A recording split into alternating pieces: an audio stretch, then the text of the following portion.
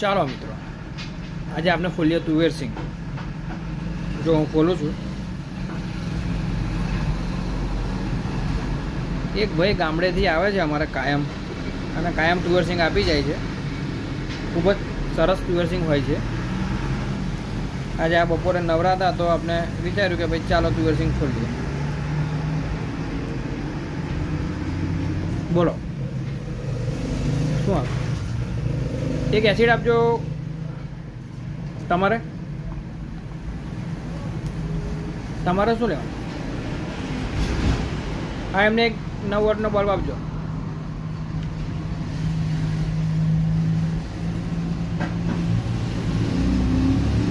તુવેર સિંગ બરાબર ખોલતા આવડતું નથી, તૂટી જાય છે, પણ ચાલે, હવે ધીરે ધીરે ખોલ નાખવાનું.